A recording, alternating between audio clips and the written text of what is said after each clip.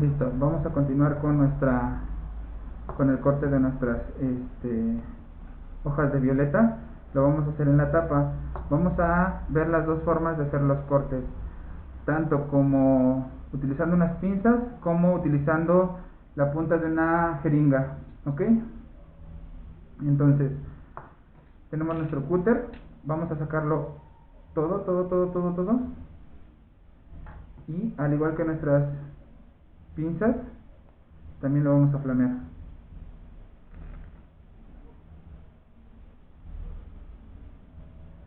Traten de no llegar tanto al plástico para que no se vaya a quemar.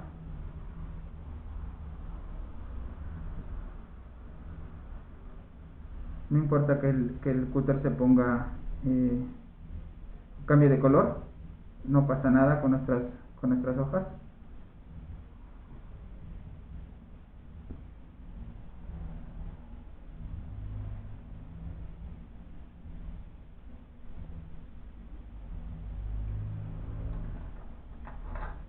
Y lo colocamos ahí.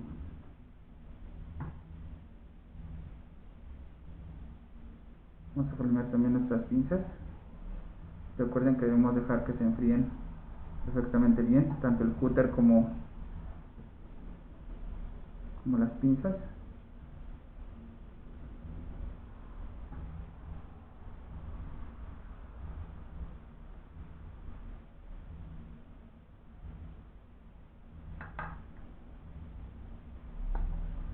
Aquí tengo mi medio de cultivo, entonces lo vamos a ir colocando.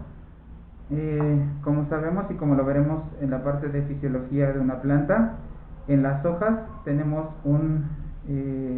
dos lados, un haz y un en vez. El haz de las hojas es aquel que recibe directamente la luz solar, y por lo regular siempre son más verdes porque es la parte más activa fotosintéticamente hablando. La parte del en vez es un poco más clara y entonces es la parte de abajo de las hojas. Esa pues obviamente lo que sirve es de soporte y hace fotosíntesis pero en menor medida.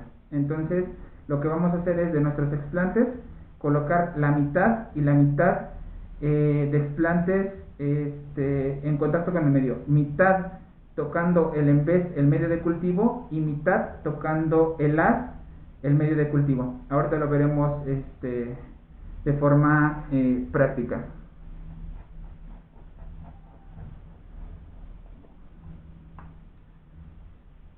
Con nuestras pinzas vamos a tocar una de las hojas, dejamos nuestro bote. Con las pinzas vamos a tomar nuestra hoja del peciolo, la parte que une a la hoja con nuestro tallo, y de ahí vamos a tomar nuestra hoja, y entonces lo que vamos a hacer es cortes de la hoja lo más precisos posibles. Vamos a tratar de quitar esta parte del peciolo quitando este segmento. Este segmento es un tejido muy diferenciado, es un tejido vascular, y muy pocas veces regenera. Sí regenera, pero se tarda muchísimo más tiempo en regenerar a comparación de las otras hojas. Esta parte, pues lo que podemos hacer es en el recipiente de desechos, pues tirarla. Y entonces lo que vamos a hacer con el resto de nuestras hojas es hacer cortes cuadrados, más o menos cuadrados, de aproximadamente 1 centímetro cuadrado de tamaño. Entonces hacemos cortes. Debemos tener mucho cuidado de que no hacer demasiada presión con las pinzas, ni tratar de cortar varias veces nuestra hoja. Tratemos de hacer cortes limpios de un solo corte para que podamos dañar lo menos posible nuestro tejido.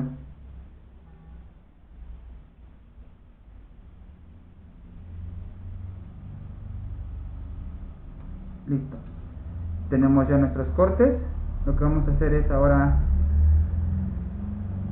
flamear nuestras pinzas.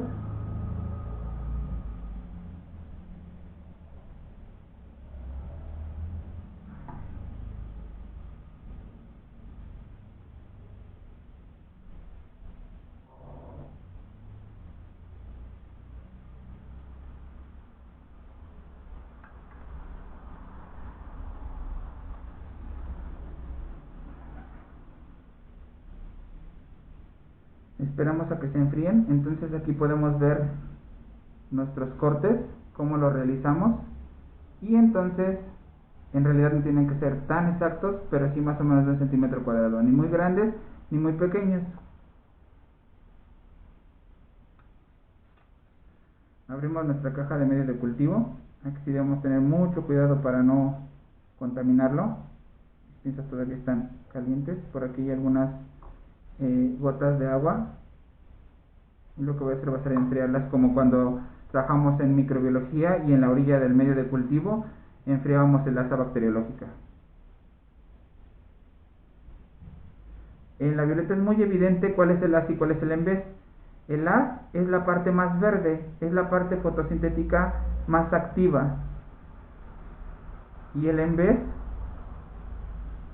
es la parte de un verde pálido, ¿ok? Entonces de esta hoja vamos a colocar aproximadamente la mitad de explantes,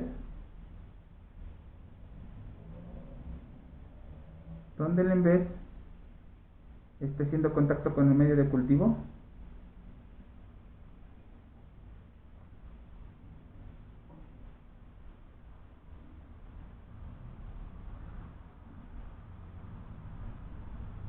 Y la mitad donde el haz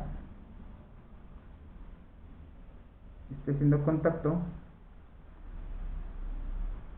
con el medio de cultivo.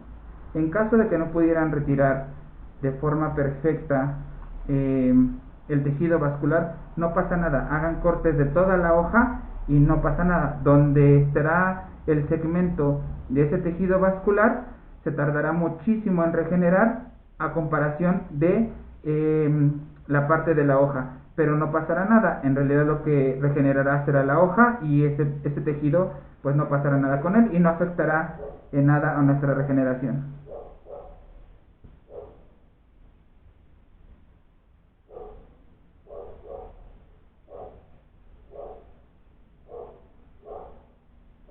Volvemos a flamear nuestras pinzas.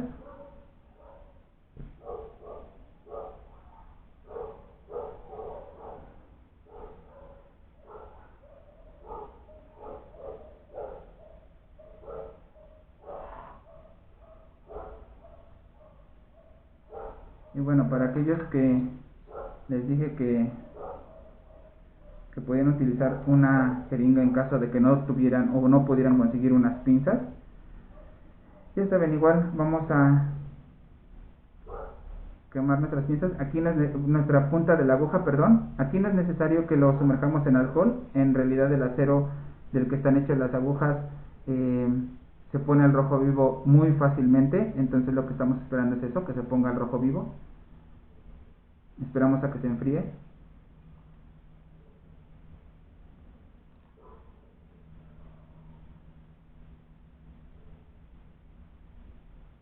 Y entonces lo que vamos a hacer es, este tejido vascular que nosotros le dejamos a la hoja o que queremos eliminar, es de donde vamos a picar nuestra planta, ¿ok? Volvemos a flamear nuestra navaja.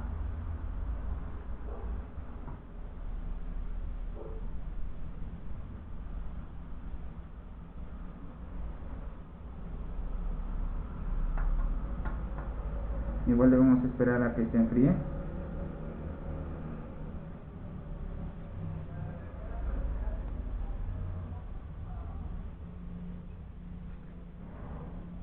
Dejamos ahí nuestra planta por un momento en lo que esperamos a que nuestra navaja se enfríe.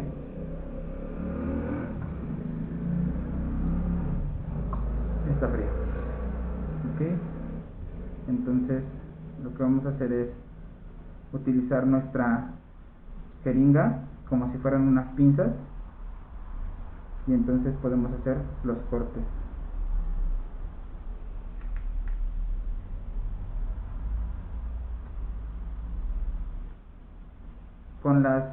con la aguja, vean, pudimos también eliminar el tejido vascular, que cuesta mucho trabajo de regenerar.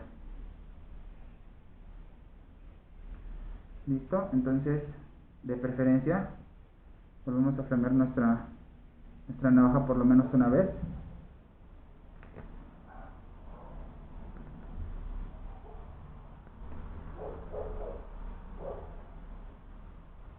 Y la punta de la jeringa.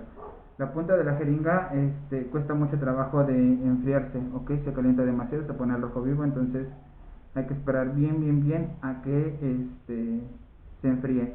Las pinzas, la navaja, la punta de la aguja, hay que esperar a que se enfríen bien.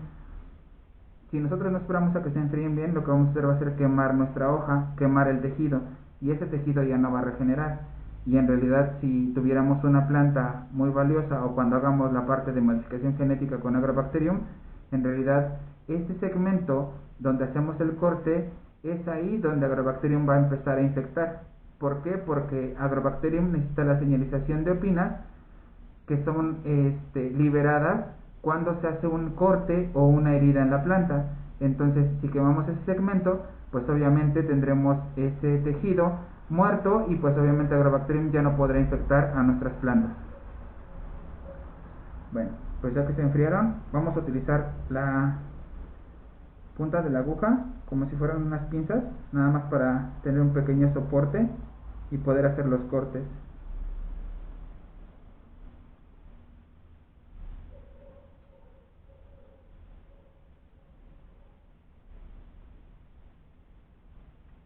Es un poco más complicado con la aguja, pero no es imposible. Ok, entonces ya tenemos aquí nuestros cortes. Estos cortes los hice más pequeñitos porque era una hoja más pequeña. Abrimos nuestro medio de cultivo y lo que vamos a hacer es ir tomando nuestros cortes y con la ayuda de la navaja irlos poniendo.